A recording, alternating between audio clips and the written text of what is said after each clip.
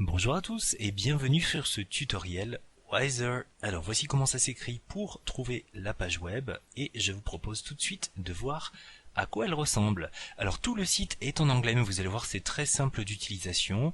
Vous voyez dès votre arrivée sur la page d'accueil que c'est quelque chose d'ouvert et partagé, donc bien sûr l'utilisation, à moins de payer un compte professionnel, est soumise au fait de participer toutes vos créations. Alors je vous propose tout de suite de créer votre compte. Voilà, en cliquant ici sur Join, on vous laisse le choix entre Teacher et Student. Vous êtes bien sûr un enseignant, Teacher. Vous pouvez encore une fois soit vous enregistrer avec un compte existant, Microsoft, Google ou autre, soit créer votre compte tout simplement. Et voici la page sur laquelle vous atterrissez. Alors vous avez ici accès à toute votre interface de gestion, mais également à toute une flopée de fiches déjà existantes et créées par d'autres professeurs. La plupart sont encore une fois en anglais, mais il y a quand même pas mal de choses. Et vous pouvez ici chercher en fonction d'un thème, d'un niveau, d'une matière, etc., etc. Je vous propose tout de suite d'aller créer vos propres worksheets, puisque c'est comme ça qu'elles s'appellent. On va retrouver ici dans My Worksheet celle que vous avez déjà créée et on passe à la création. Alors, pour créer une worksheet, vous avez le choix entre tout un tas de thèmes que vous retrouvez ici à gauche. On va pouvoir en prendre une par exemple ici Back to School qui est un petit peu chargée, mais voilà, si je choisis un fond, j'ai ici une thématique visuelle. Je peux également choisir la police de caractère que je préfère, la couleur du texte, etc., etc. Pour les besoins de la démonstration, j'ai créé une fiche déjà toute prête que je vous propose de découvrir. Voici donc cette fiche d'activité que j'ai créée juste avant pour vous la montrer. Je l'ai donc intitulée Découverte de Wiser.me et vous allez y voir tout un tas de questions.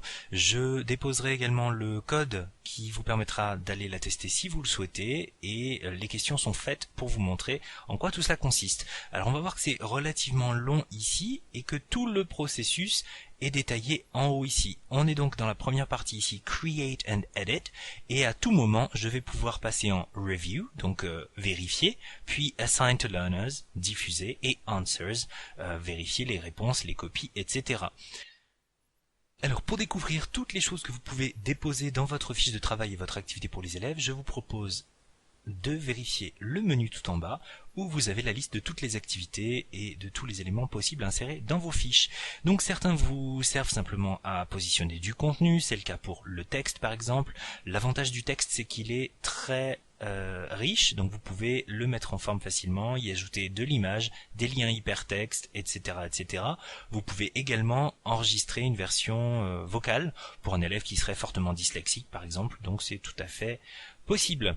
Une autre alternative sera bien sûr une image tout simplement, une vidéo que vous pouvez inclure depuis un autre site, soit en la déposant vous-même, soit ici avec le petit onglet Embed qui vous permet d'insérer un élément d'un autre site. C'est le cas pour les vidéos YouTube, Dailymotion, etc. Mais c'est aussi le cas pour un Genially ou ThingLink ou d'autres applications que vous avez pu créer sur un site extérieur. Discussion va vous permettre de créer un petit forum dans lequel les questions et les réponses vont pouvoir être visibles de tous, donc ça peut être utile également. Et pour le reste, eh bien, il s'agit d'activités à faire découvrir aux élèves. Vous avez donc Open Questions qu'on peut découvrir. Vous en avez un exemple ici avec la question qu'il faut saisir. Vous insérez votre texte, des instructions qui apparaîtront également. On note que vous pouvez les mettre en gras, en couleur, avec des images, etc., etc. Ici, j'ai enregistré moi-même une version audio des mêmes instructions que j'ai tapées. Vous avez à chaque fois la possibilité de différencier qui n'est accessible qu'au compte payant. Donc on va le laisser de côté pour l'instant. De la même manière pour l'édition des différentes possibilités. On pensera bien pour un texte à choisir si on veut quelque chose de court, donc une ligne, 4 lignes, 8 lignes, etc., etc. Et je valide ma question Done qui me servira à enregistrer. Une fois que je suis là, je vois bien ma question apparaître et quelque chose que je vais pouvoir faire est changer le nombre de points assignés à cette question, ce qui me permet de la coefficienter. De la même manière, je peux dupliquer une question si je souhaite le faire ou la déplacer une fois que j'ai plusieurs questions. Deuxième aspect, la question à choix multiples, un classique. En voici une ici créée pour vous. On vous demande donc de saisir la question, les instructions, etc. Vous pouvez, comme tout à l'heure, le faire en vocal et vous saisissez 4 ou plus ou moins possibilité, l'élève devra cocher la bonne réponse. L'avantage, c'est que vous pouvez en avoir plusieurs. Vous pouvez avoir des questions à la fois écrites et sous forme d'images et saisir ou choisir comment vous allez avoir la disposition des éléments. Ensuite, l'option Blanks vous permet de créer des textes à trous, dont vous avez un exemple ici avec les instructions que j'ai donc saisies, la possibilité de le faire en vocal également, et 3 choix ici. Dans tous les cas, je vais saisir le texte à trous tel que je le prévois, je le saisis en entier, et j'ai simplement à double-cliquer sur un mot pour le sélectionner et cliquer sur Blanket pour en faire un trou. On voit ceux que j'ai déjà créés ici qui apparaissent en gris et en souligné, donc c'est très facile d'accès, et j'ai le choix entre 3 options, None qui laissera donc un texte avec les trous complets, l'élève saisissant librement les réponses, Text Word Bank qui fera apparaître en bas du texte ici la liste des mots à saisir, et à chaque fois que l'élève en saisira un lui-même avec son clavier, le mot apparaîtra comme barré. Ça lui permet également de vérifier son orthographe. Enfin, Click Word Bank permettra à l'élève de cliquer sur un trou et de voir apparaître en liste déroulante les différentes possibilités pour en sélectionner une. Donc pour un élève dysorthographique ou qui a des problèmes à écrire ou à taper même sur le clavier, il va pouvoir le faire sans avoir à utiliser le clavier. L'option suivante est le Fill on an Image ici, que moi j'appelle du légendage. En voici un exemple. Comme toujours, je vais pouvoir saisir un titre, qui pour moi ici est un petit peu long, l'instruction pour les élèves, et je vais avoir ici donc une image que j'ai déposée moi-même, plus ou moins grande, et des étiquettes. Alors vous aurez remarqué que je peux en ajouter autant que je veux par simple clic, et j'ai le choix entre les laisser visibles, comme c'est le cas ici, ou les cacher. Dans quel cas, ici ça clignotera quand l'élève arrivera sur l'exercice, et c'est sur clic qu'il verra le tout. Voilà, une fois que tout est prêt, Done comme d'habitude pour sauvegarder, et je vais pouvoir passer au matching qui crée donc des correspondances. J'en ai un exemple ici avec encore une fois le titre, les instructions que je peux saisir, et je vais créer des paires. Donc bien sûr c'est toujours par 2 ici, je ne peux pas créer de correspondances multiples, mais voilà, je vais avoir à gauche mes éléments et à droite ceux auxquels ils correspondent. L'élève devra les relier 2 par 2. Le prochain élément, table, il s'agit bien sûr d'un tableau. L'avantage du tableau, c'est que c'est très modulable. J'ai plein de possibilités, à savoir que je vais donc définir la forme d'un tableau, que j'ai ici en bas. Donc je définis le nombre de lignes et le nombre de colonnes.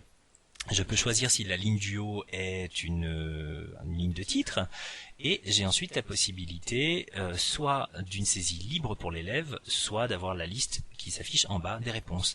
Alors je peux comme ici poser plusieurs questions et attendre de l'élève qu'il réponde, soit tout simplement créer une suite logique par exemple avec un élément manquant, et je saisis mes réponses sur l'onglet réponses. Donc instruction ici pour les questions, Key Answers pour les réponses. Je valide tout ça et je passe à la suite. Le prochain élément, Sorting. Ici, c'est du classement par catégorie. Je crée encore une fois mon instruction, ma description si je le souhaite, et je vais pouvoir créer donc des catégories. Je leur donne un titre et je saisis différentes possibilités là-dessous. C'est très simple à faire, je peux en créer autant que je veux, et pour l'élève, j'aurai quelque chose comme ça, avec la liste des mots qui apparaîtront en haut, et en cliquant sur chaque mot, l'élève verra les différentes catégories et aura juste à sélectionner celle qui convient. Catégorie suivante, Draw, c'est bien sûr dessiner. En voici un exemple avec une image que j'ai déposée, mais je peux tout à fait me contenter de demander aux élèves un dessin. Ici, je pose une instruction qui est par exemple de couper la fraise avec un trait. L'élève va pouvoir choisir différentes couleurs, insérer du texte, des symboles, voire même une image, etc. etc. et tirer un trait, faire un petit dessin en fonction. Bien sûr, celle-ci n'est pas corrigée de façon automatique, donc il va falloir que je revienne sur les questions, bien sûr, pour avoir une évaluation. Voilà, nous avons fait le tour des différentes possibilités de création. Je vous propose de voir tout de suite à quoi ça correspond du côté élève. Une fois que j'ai terminé ma création, je vais bien sûr ne pas oublier de sauvegarder ici, Save, et je vais pouvoir suivre le fil avec Review, donc la vérification. J'ai un aperçu de mon questionnaire avec tous les détails. Ici, je me rends compte que mes images du choix multiple sont très très grosses, donc je vais pouvoir peut-être les revoir. Je vérifie que tout est bon jusqu'en bas, et je vais pouvoir les transmettre aux élèves.